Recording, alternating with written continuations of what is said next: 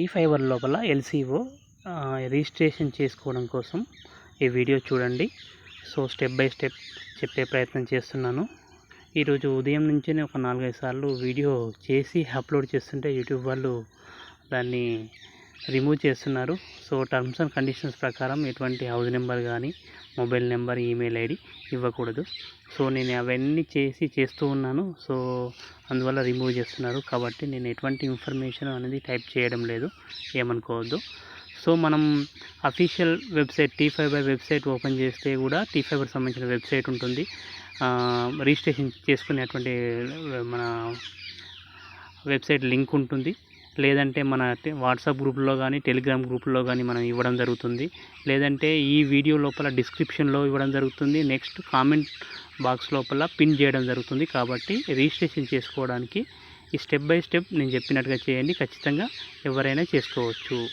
So first మనం link open చేయగానే మనకు కన్సెంట్ డిక్లరేషన్ అని ఉంటుందండి. సో దీన్ని చదివే ప్రయత్నం చేయండి. నెక్స్ట్ దీన్ని యాక్సెప్ట్ అండ్ ప్రొసీడ్ అంటే నెక్స్ట్ స్టెప్కు వెళ్ళడం జరుగుతుందండి. సో మనం ఇక్కడ చూసుకున్నట్లయితే నేమ్ ఆఫ్ ద ఆపరేటర్, మీ యొక్క పేరు అనేది ఎంట్రీ చేయాల్సి ఉంటుంది. నెక్స్ట్ ఎల్ఎంపి యాజ్ ఆధార్, మీ ఆధార్లో ఉన్నటువంటి విధంగా మళ్ళీ ఇంకోసారి ఎంట్రీ చేయాల్సి ఉంటుంది. ఇక్కడ రిజిస్ట్రేషన్ నెంబర్ ఎంఐబి లోపల కనుక ఉంటే ఎంట్రీ చేయండి, లేకపోతే అవసరం లేదు. మీరు కేబుల్ రంగం లోపల ఎన్ని సంవత్సరాల నుంచి సర్వీస్ లోపల ఉన్నటువంటి మీ అనుభవాన్ని నెంబర్స్ రూపంలో ఇక్కడ ఎంట్రీ చేయండి. 10 లేదా 25 ఎన్ని సంవత్సరాలు ఉంటే అన్ని సంవత్సరాలు. నెక్స్ట్ సర్వీస్ ఆఫర్డ్, మీరు ఇంటర్నెట్ కనుక ఇస్తున్నారనుకోండి బ్రాడ్బ్యాండ్ ఓకే చేయండి. ఒకవేళ కేబుల్ టీవీ ఇస్తున్నారనుకోండి కేబుల్ టీవీ ఓకే చేయండి. ఐపీటీవీ ఓటీటీ అన్నీ ఇస్తే అన్నీ ఓకే చేయండి. లేదు ఏదో ఒకటో రెండో ఇస్తున్నాం అనుకోండి, ఏది ఇస్తున్నారో అది మాత్రమే ఓకే చేయండి. Next alternate mobile number entry చేయాలి. మీకు ఉన్నటువంటి ఇంకో మొబైల్ నెంబర్ అనేది రిజిస్ట్రేషన్ చేసుకునే ఒక నెంబర్, రిజిస్ట్రేషన్ చేసుకోకుండా ఉన్నటువంటి ఇంకో నెంబర్ కూడా, రిజిస్ట్రేషన్ చేసుకోవడానికి వాడే ఒక మొబైల్ నెంబర్, రిజిస్ట్రేషన్ కాకుండా ఇంకా వేరే ఒక నెంబర్ ఇవ్వాలి కాబట్టి ఆల్రెడీ మొబైల్ ఇవ్వండి. నెక్స్ట్ ప్రజెంట్ ఎంఎస్ఓ అని ఉందండి. దాన్ని క్లిక్ చేస్తే ఈ విధంగా చూపిస్తుంది. మీకు మీ ఎంఎస్ఓ ఎవరైతే దాన్ని ఓకే చేయండి. సో ఇక్కడ మనం చూసుకున్నట్లయితే ఎంఎస్ఓ తర్వాత ఆర్ఎంఎస్ఓ ఉంటుందండి కాలం, ఆర్ఎంఎస్ఓ కాలంని వదిలేయండి. సో ఇక్కడ మనం ఆధార్ కార్డ్ నెంబర్ ఇవ్వాల్సి ఉంటుంది. మీరు ఆధార్ కార్డ్ నెంబర్ ఎంటర్ చేయండి. నెక్స్ట్ పాన్ కార్డ్ నెంబర్ ఉంటుంది, పాన్ కార్డ్ నెంబర్ టైప్ చేయాల్సి ఉంటుందండి. సో మనం ఇక్కడ నెక్స్ట్ చూసుకున్నట్లయితే ఇక్కడ మొబైల్ అండ్ ఈమెయిల్ వెరిఫికేషన్ ఉంటుందండి. మొబైల్ నెంబర్ ఎంట్రీ చేయండి, మీ ఈమెయిల్ ఐడి వెరిఫికేషన్ చేయండి. జనరేట్ ఓటీపీ అనగానే ఫస్ట్ మొబైల్కు ఓటీపీ రావడం జరుగుతుందండి.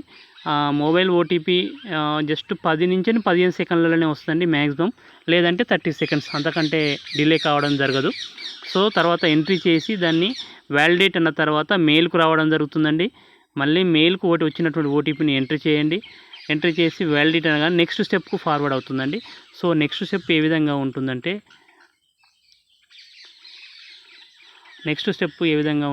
చూడండి ఒక నిమిషం. Present serving areas. So present serving areas అంటే మీరు ఏ గ్రామాల లోపల మీరు మీ యొక్క కేబుల్ కనెక్టివిటీ ఇస్తున్నారని చెప్పేటువంటి ప్లేస్ అండి. ఇక్కడ మీ యొక్క డిస్ట్రిక్ట్ నేమ్, మీ జిల్లా నేమ్ సెలెక్ట్ చేసుకోండి. నెక్స్ట్ మండల్ నేమ్ సెలెక్ట్ చేసుకోండి. ఇక్కడ విలేజ్ నేమ్, ఒకవేళ డిస్ట్రిక్ట్ హెడ్ క్వార్టర్ అయిందనుకోండి వాళ్ళకు డిస్ట్రిక్ట్ అదే ఉంటుందండి, మండల్ అదే ఉంటుందండి, విలేజ్ నేమ్ కూడా అదే ఉంటుంది. సో 3 కూడా సేమే ఉంటుంది. దానికి ఏమి మీరు ఇబ్బంది పడాల్సిన అవసరం లేదు. టోటల్ హౌజెస్, మీ యొక్క గ్రామం లోపల ఎన్ని హౌజెస్ ఉన్నాయి. ఒకవేళ సిటీ వాళ్ళు అయిందనుకోండి మీరు సర్వ్ చేసేటువంటి ఏరియా లోపల ఎన్ని హౌజెస్ ఉన్నాయి, మీ కాలనీ వరకే. సపోజ్ మీరు ఒక కాలనీ సర్వ్ చేస్తున్నారు అనుకోండి, ఆ కాలనీలో అందాజు ఎన్ని హౌజెస్ ఉన్నాయని చెప్పి క్లిక్ చేయండి. మీ కేబుల్ టీవీ కనెక్షన్స్ ఎన్ని ఉన్నాయో కూడా అవి ఆల్రెడీ ఇక్కడ ఉన్నటువంటి డాటాను మీరు జస్ట్ యాక్సెప్ట్ చేయాల్సి ఉంటుందండి.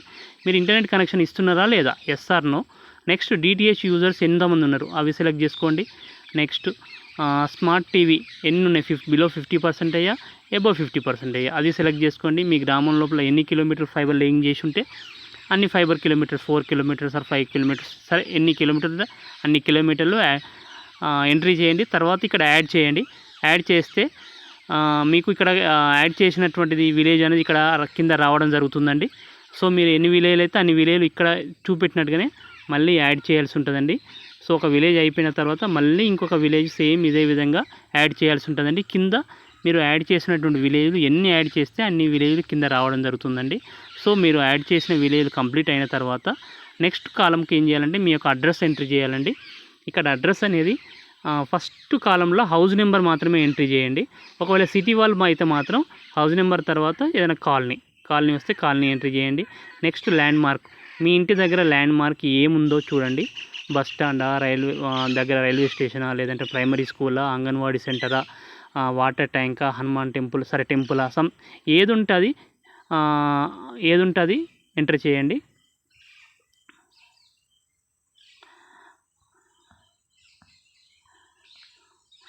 నెక్స్ట్ తర్వాత ఏరియా అంటే మీ ఏరియా ఏది ఉందో అది కంపల్సరీ అది ఎంట్రీ చేయండి. తర్వాత స్టేట్ అనేది తెలంగాణ అని యాజువల్గా వస్తుందండి, దాన్ని ఓకే చేయండి. సేమ్ యాజ్ అడ్రస్, మీ యొక్క అడ్రస్ను ఇది సేమ్ ఉందనుకోండి, ఖచ్చితంగా దాన్ని ఓకే చేయండి. సో అడ్రస్ కనుక సేమ్ ఉందని ఓకే చేసింది అనుకోండి. నెక్స్ట్ ఏంటంటే డాక్యుమెంట్ అప్లోడ్స్, మీ యొక్క డాక్యుమెంట్స్ అప్లోడ్ చేయాల్సి ఉంటుందండి. మీకు ఇక్కడ ఒక సజెషన్ ఇస్తున్నానండి. మీ డాక్యుమెంట్స్ను సింపుల్గా 2 MB లోపు మాత్రమే అప్లోడ్ చేయాలండి. ఈ 2 MB లోపు అప్లోడ్ చేయాలంటే మీరు ఒక చిన్న పని చేస్తే మీ యొక్క డాక్యుమెంట్ సైజ్ అనేది 2 MB లోపు తగ్గడం జరుగుతుందండి. జస్ట్ మీరు 2 మొబైల్ తీసుకోండి. ఒక మొబైల్ లోపల ఫొటోస్ తీయండి, క్లియర్గా అన్ని డాక్యుమెంట్స్ ఫోటో తీసి నీట్గా అంతే సైజ్ వరకు ఎడిటింగ్ చేయండి. చేసిన తర్వాత ఆ ఫొటోస్ను ఒక మొబైల్ నుండి ఇంకో మొబైల్కు వాట్సాప్ ద్వారా పంపిస్తే మీ యొక్క డాక్యుమెంట్ సైజ్ అనేది 2 MB వరకు తగ్గిపోతుంది. ఇక మీరు మళ్ళీ కళ్ళు మూసుకొని చూడాల్సిన అవసరం లేదు. అందరూ అదే విధంగా ఒక మొబైల్లో ఫొటోస్ తీసి ఇంకో మొబైల్ పంపించి ఆ మొబైల్ లోపల అప్లై చేయండి. సో ఇక్కడ టైప్ అని ఉంటుంది చూడండి, ఇక్కడ క్లిక్ చేయండి. టైప్ అని క్లిక్ చేయగానే ఆధార్ కార్డ్ అన్నీ చూపిస్తాయి.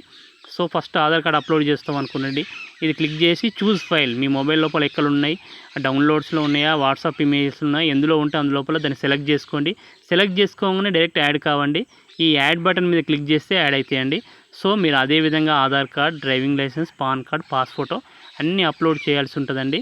సో ఇక్కడ చూసినట్లయితే అడ్రస్ ప్రూఫ్ మాత్రం, డ్రైవింగ్ లైసెన్స్ మాత్రం ఫస్ట్ పేజ్ అప్లోడ్ చేస్తే సరిపోతుంది. లేదు నా దగ్గర డ్రైవింగ్ లైసెన్స్ లేదంటే ఓటర్ ఐడి మాత్రం 2 పేజెస్ అప్లోడ్ చేయాలండి. అంటే ఫస్ట్ పేజు, సెకండ్ పేజు ఒకటే పేజీలో వచ్చే విధంగా ఎడిట్ చేయాల్సి ఉంటుందండి. ఇమేజ్ని ఎడిట్ చేసి ఒకటే పేజీలో వచ్చే విధంగా ఎడిట్ చేయాలి. పోనీ మేము ఎడిట్ చేయలేము, మా వల్ల కాదనుకుంటే జిరాక్స్ సెంటర్ దగ్గరికి వెళ్ళండి, జిరాక్స్ తీయమని చెప్పండి. బ్లాక్ అండ్ వైట్ అయినా పర్లేదు. జిరాక్స్ తీసిన తర్వాత అదే ఫోటో తీసుకోండి.